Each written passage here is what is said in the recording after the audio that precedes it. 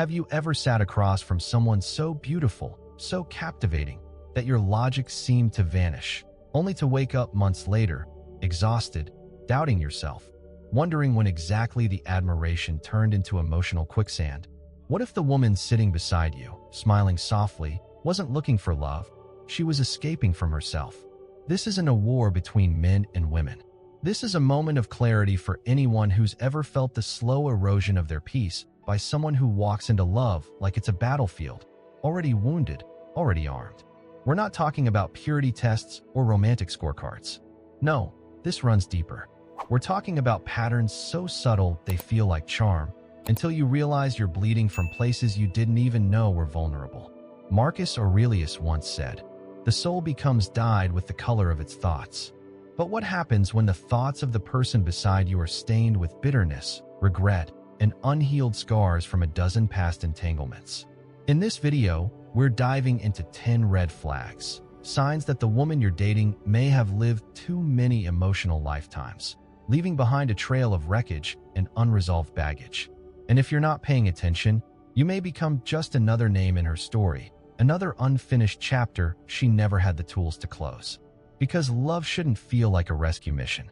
Because wisdom demands awareness, not judgment. And because your peace, your time, your energy shouldn't be collateral damage in someone else's unhealed war with intimacy. This isn't about villainizing anyone. It's about stepping into your own strength, sharpening your discernment, and understanding that not every connection is meant to be kept. Some are warnings, some are tests, and some are the lessons you'll carry long after the heartache fades.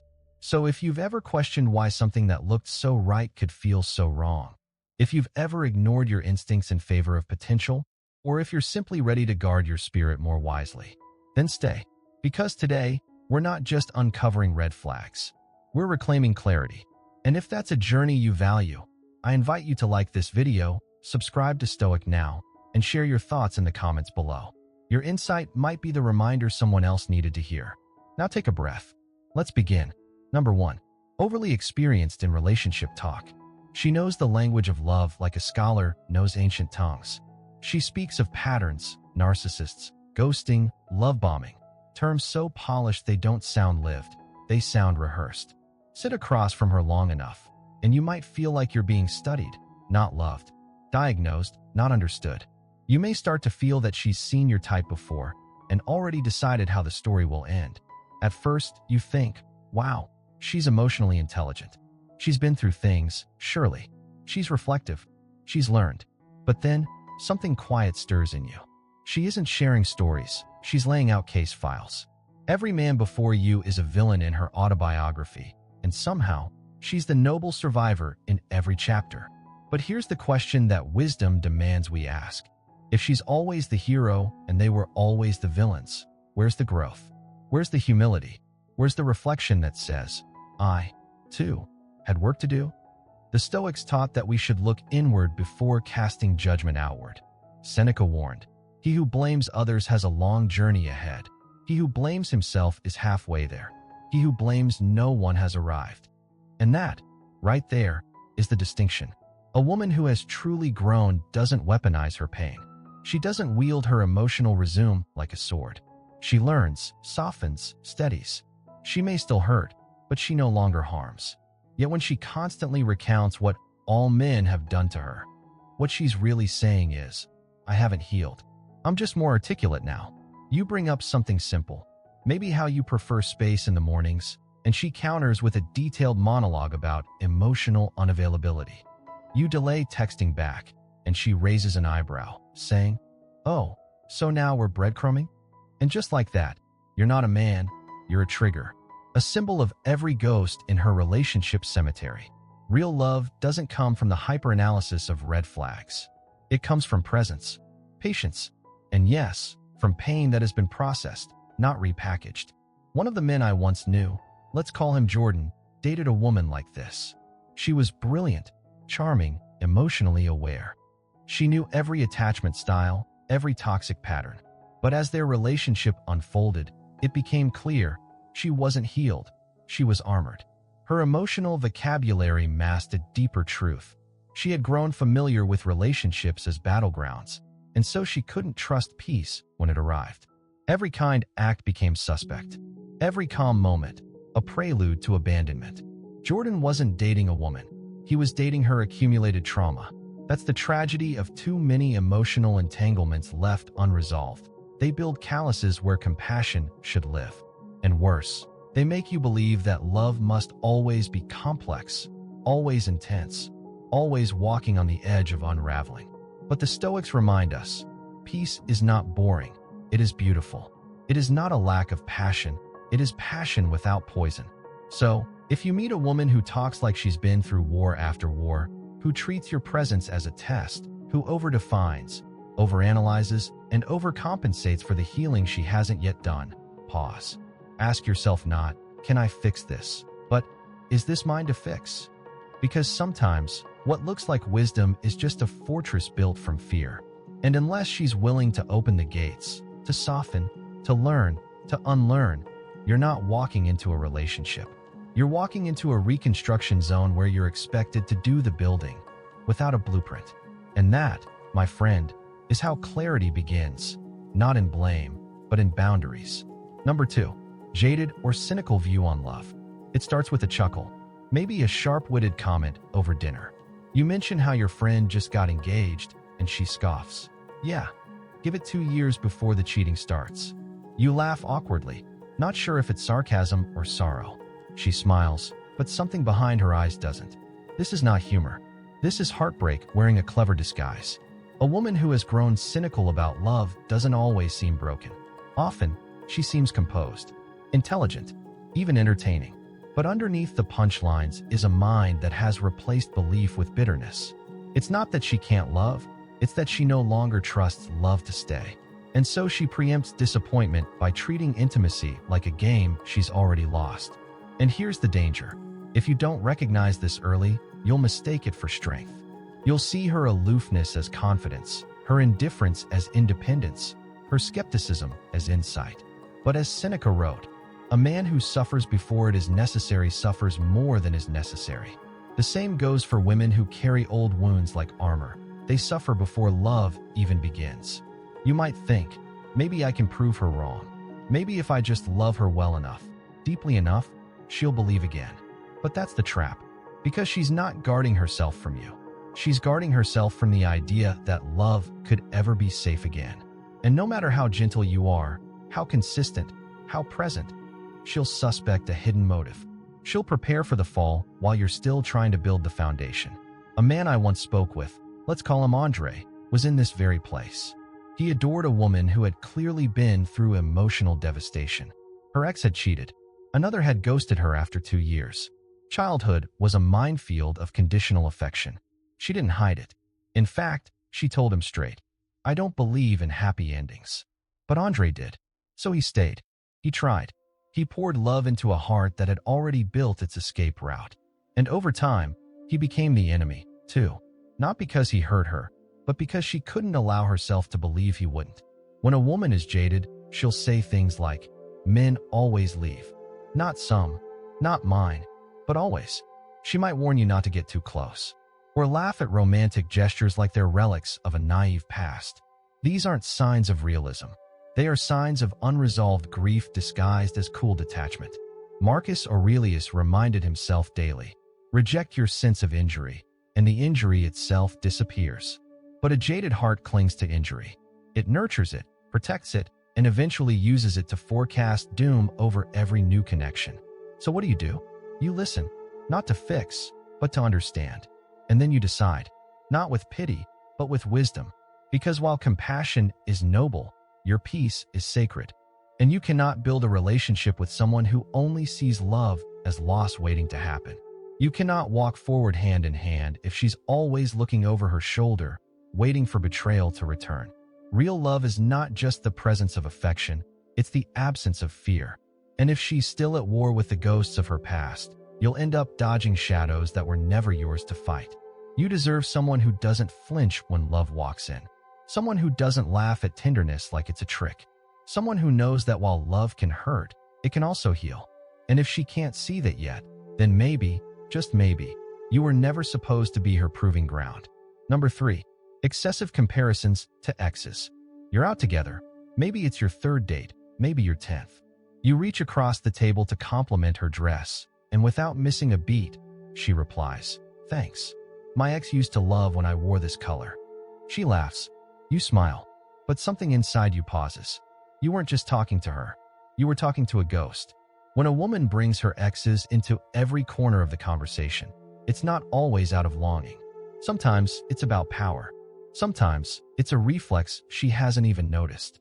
And other times, it's a wound so deep, it echoes even when she doesn't mean for it to. But one thing is certain, you will always be measured. Every gesture you offer will be weighed against what someone else did or didn't do. Every word will be interpreted not through your character, but through the filter of another man's failure. You're no longer building something new. You're defending yourself from crimes you didn't commit. And that's a tragedy, because comparison is the slow poison of connection. Marcus Aurelius warned, "Very little is needed to make a happy life. It is all within yourself, in your way of thinking." But when her thoughts are still tethered to the past, she cannot see you clearly.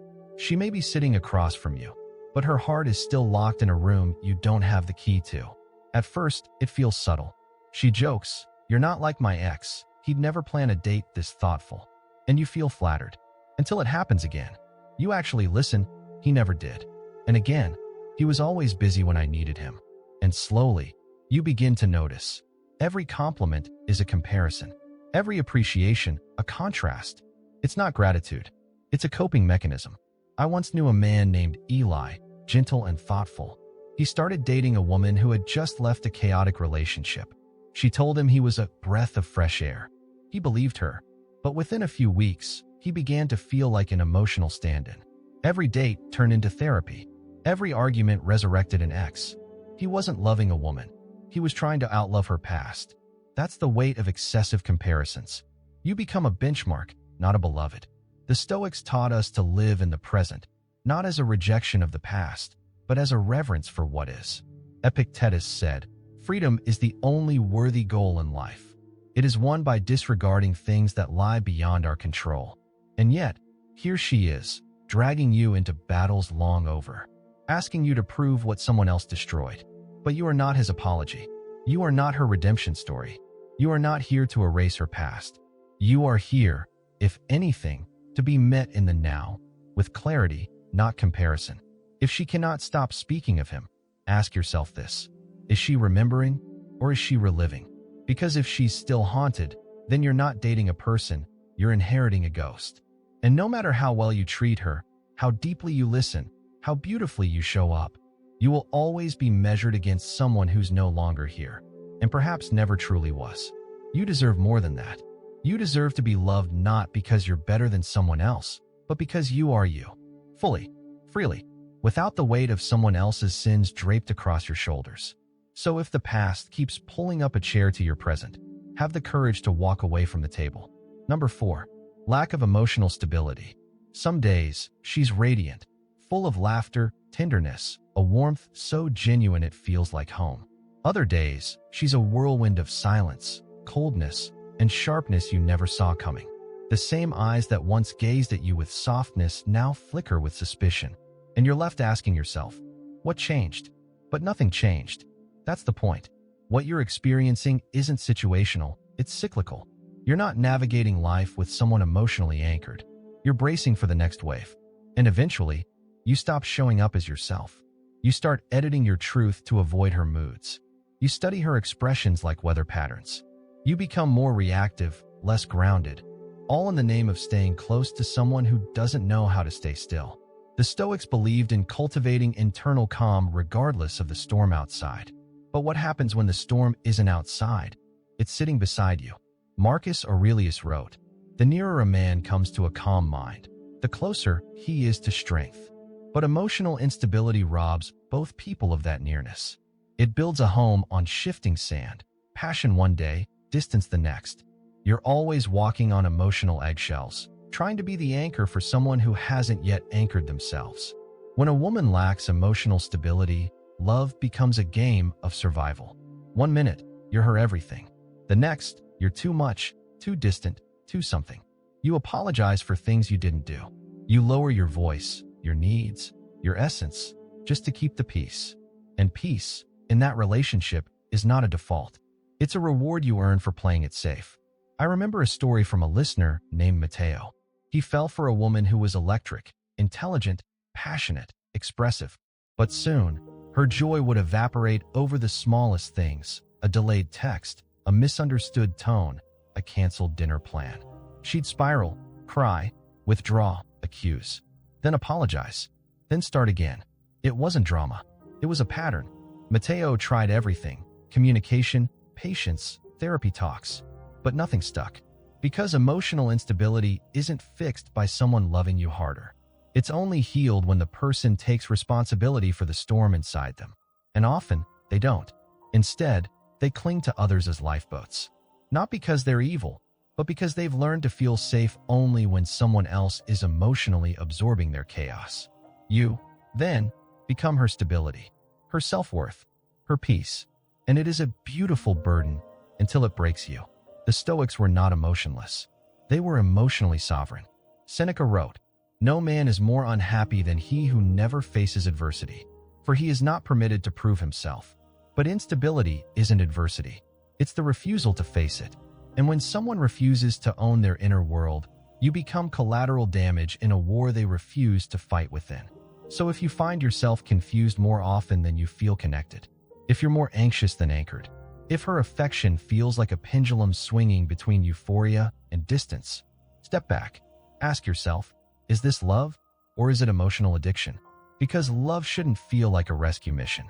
It shouldn't train you to silence your needs or scan the emotional horizon for signs of the next blow-up. You were made for more than just managing chaos. You were made to build peace within yourself and alongside someone who knows how to protect it. So if her emotions are always a storm, then maybe your strength isn't in staying. It's in walking away, toward the calm you were never meant to sacrifice. Number 5. Addicted to drama or chaos. Some people fear silence, not because it's empty, but because it demands honesty. And for her, the absence of chaos isn't comfort, it's confusion. When things are stable, she starts pacing. When there's peace, she pokes at it, prods it, tests its strength until it finally fractures. Because deep down, she's not used to calm. She's used to conflict. It's not her fault, not entirely. Somewhere along the way, drama became familiar. Maybe her past was full of volatility. Maybe she only felt seen when she screamed. Maybe love was always a fight, and softness feels like a foreign language. But knowing the origin of a storm doesn't mean you should live in it. You'll recognize this type not in how she begins, but in how she responds to stillness. The first few weeks might be intoxicating. Highs so high they feel like magic. Passion, spontaneity, endless talking, instant connection. And then, just when you begin to settle, she starts a fire. Over nothing. A delayed response. A misinterpreted look. A dinner plan that didn't meet her imagined scenario. The Stoics taught that true power lies in stillness. Epictetus once said, "Any person capable of angering you becomes your master." And yet, with her, you will be angered. Not because you're weak, but because you're being provoked. Not in rage, but in patterns. Subtle emotional sabotage disguised as intensity. I once heard from a man named Caleb who said, "I used to think we were passionate. Now I realize I was just constantly being reset into a crisis." That's the thing with women addicted to chaos. It's not loud all the time. It's the tension under the laughter. The tests beneath the smiles. The way peace always feels temporary, like a calm before something you can't name. And when you call it out, she might accuse you of being boring, or emotionally distant, or not a real man.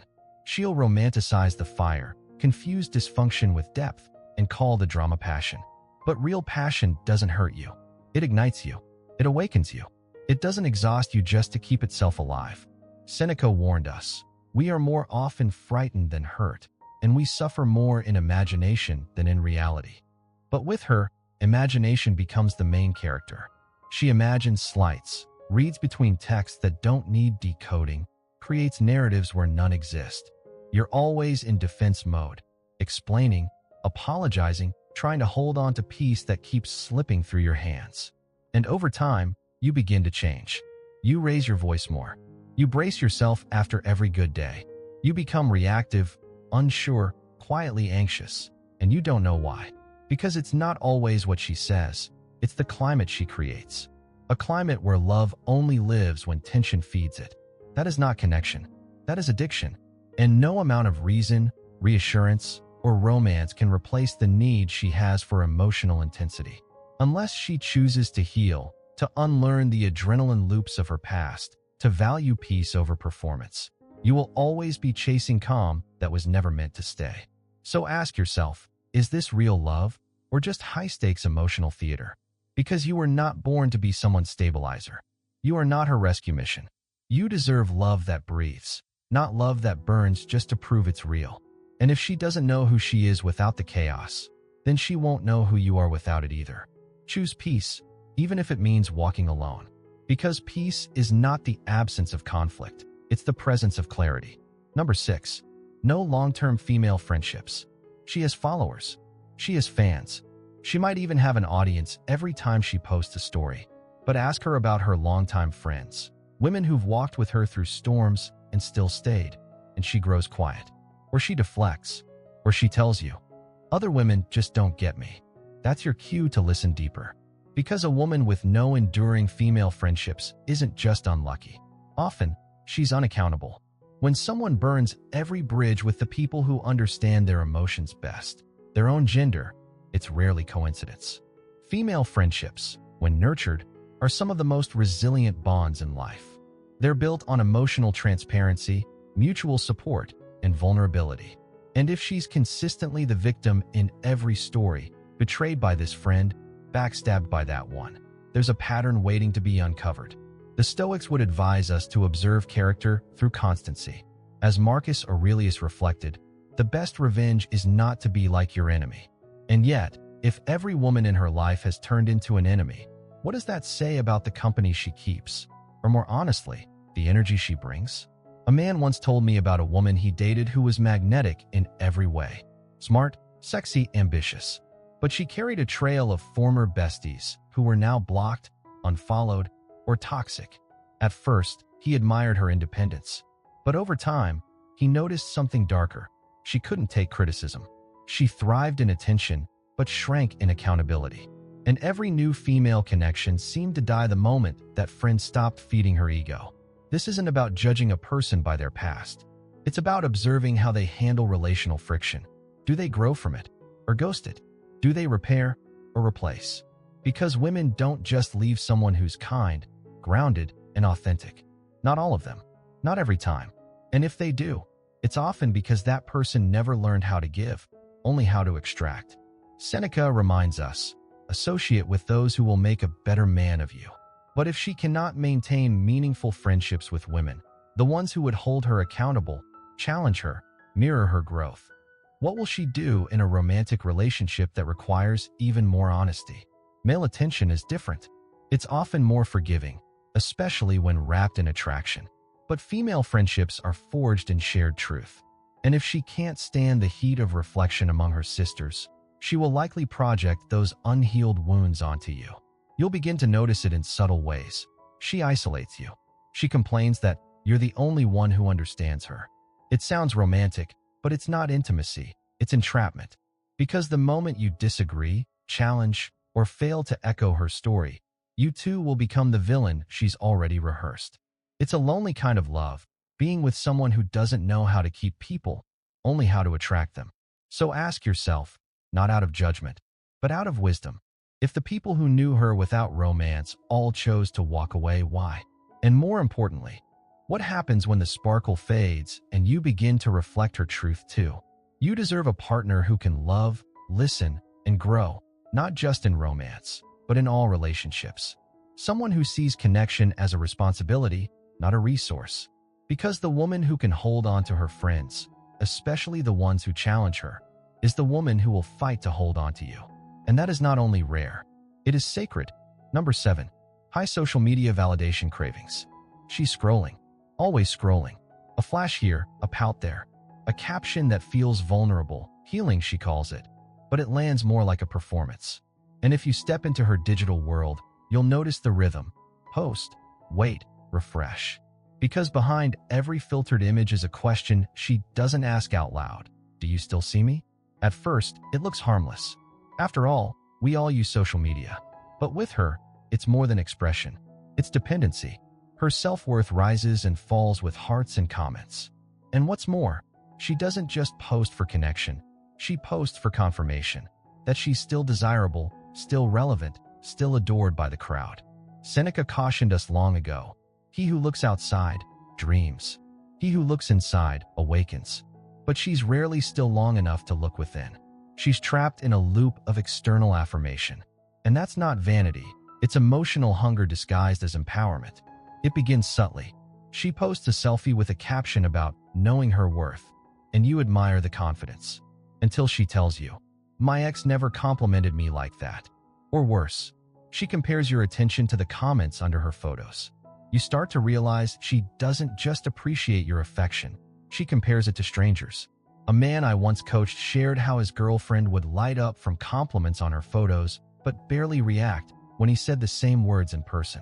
"It's not real until it's public," she'd say half-jokingly. But there was truth in that joke. For her, validation wasn't rooted in connection, it was a scoreboard, and everyone was keeping track. With time, you'll notice she's more present with her phone than with your eyes. Every moment becomes content. Every milestone, a post. If she buys you a gift, it's photographed. If you surprise her with flowers, they're arranged for maximum story engagement. And while she tells you she loves you, her real audience is always just beyond the screen. And here's the Stoic dilemma. You begin to question your role. Are you her partner, or just another prop in her highlight reel? Epictetus warned, freedom is the only worthy goal in life. But she's not free. She's enslaved to perception. And when a person is addicted to being seen, they stop seeing others. Even you. You might try to talk about it. Suggest more presence, less posting. But that won't go well. She'll tell you you're insecure, controlling, afraid of her independence. But it's not about control. It's about the quiet ache of being with someone who needs strangers more than she needs truth. And no amount of attention you give her will ever fill that void. Because it's not about love, it's about being wanted. But being wanted is not the same as being valued. Being seen is not the same as being known. And admiration is not love. So if every moment you share must be curated, validated, and broadcasted, ask yourself, where's the intimacy in that? Because real love grows in quiet moments, in sacred glances that don't need applause, in inside jokes that never get captions, in knowing that your value isn't proven to an audience, it's honored in privacy. You deserve to be with someone who looks at you, not through a lens, not with a caption in mind, but with the kind of presence that doesn't need to be posted. Because the strongest connection isn't always visible to the world. It's felt, and it's enough. Number 8. Talks about healing, but shows no growth. She says she's healing. She says she's doing the work. Her vocabulary is fluent. She speaks of boundaries, traumas, energy shifts, and self-love. And yet, her actions tell another story. Because for all her talk of healing, the patterns remain. The chaos repeats. And the blame, somehow, always lands on someone else. We live in an era where self-awareness is celebrated, and that's good. But there's a difference between speaking the language of growth and living the reality of it. And if you pay close attention, you'll spot the difference. A healed woman is not perfect, but she's present. A healing woman, on the other hand, is often still hurting others while she tries to patch up herself. As Epictetus reminds us, don't explain your philosophy, embody it. But she explains endlessly. Every outburst, every withdrawn episode, every emotional storm is followed by an apology wrapped in therapeutic jargon. That's just my attachment style, or my inner child got triggered, or I'm working through abandonment wounds. And while these may be true, truth without accountability is just decoration. I knew a man, Ethan, who once fell deeply for a woman just like this. She spoke about growth, healing, energy.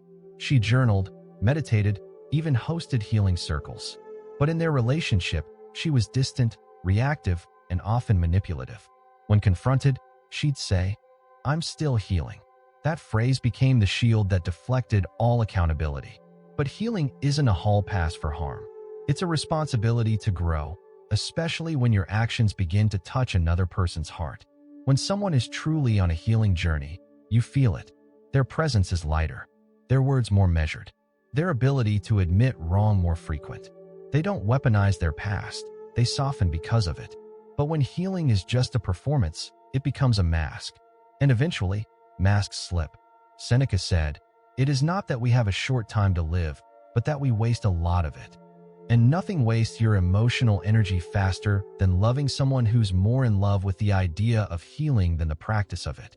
You'll notice the cycle. She speaks of alignment, but chooses chaos. She talks about setting boundaries, but violates yours. She reposts quotes about self-respect, but tolerates disrespect from others, then expects you to pick up the pieces. It's a loop, dressed in self-help language, that never actually moves forward. You might tell yourself, she's trying. And maybe she is. But trying isn't transformation. If her healing doesn't create safer space for love, doesn't build trust, doesn't foster peace, then what is it really healing? There's nothing wrong with being with someone who's healing. We all are. But when that journey is used as a justification for emotional irresponsibility, you must draw the line. Not because you don't care, but because you do. You cannot grow for her. You cannot heal her wounds by loving them.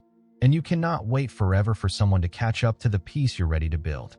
So if her healing is only heard in her words, but not seen in her presence, her patterns, or her ability to take accountability, step back.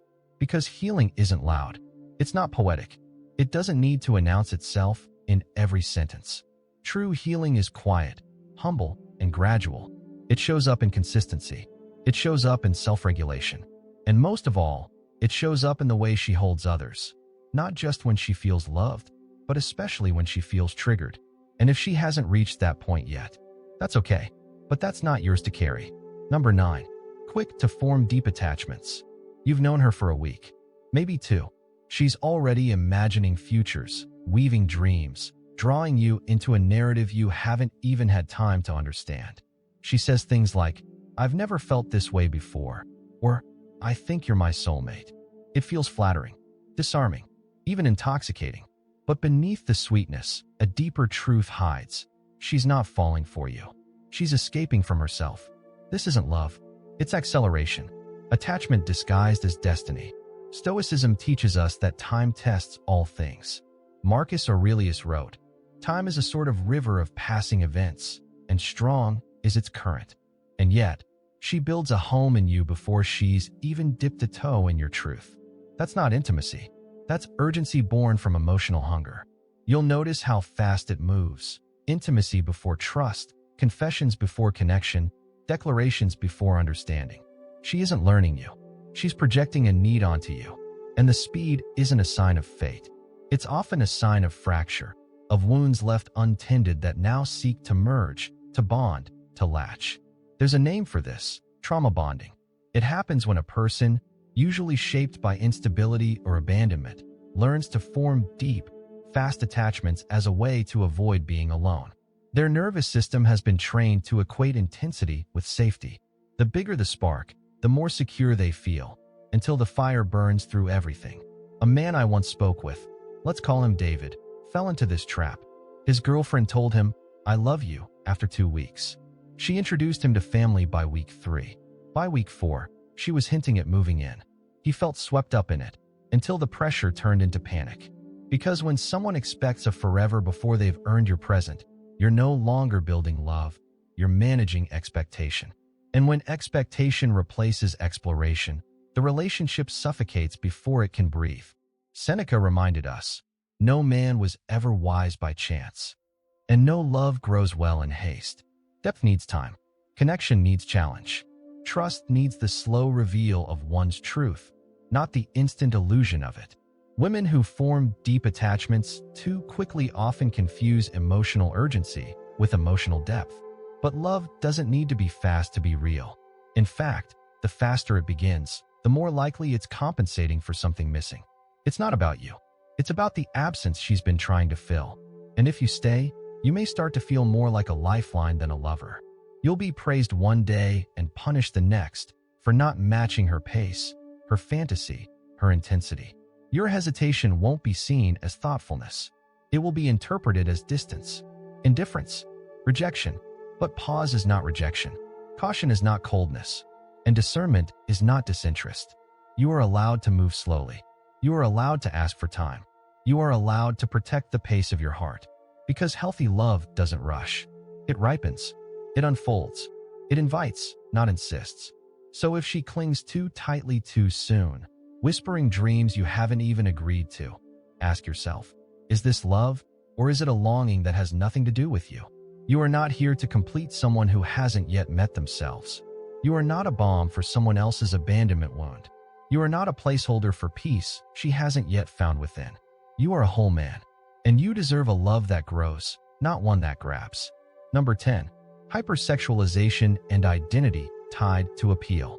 She knows how to walk into a room and make heads turn. She's magnetic, commanding. Her charm is undeniable, her confidence potent. But listen carefully, not to her voice, but to the silence behind her eyes. Because some women don't connect through conversation. They connect through seduction. And when the performance ends, you're left wondering if you ever truly knew her.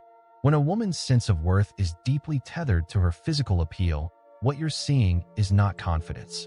It's camouflage. It begins with compliments, flirtation, and undeniable chemistry. You feel desired, needed, pursued. But over time, you start to notice every interaction hinges on attraction. Affection is conditional. Vulnerability is rare.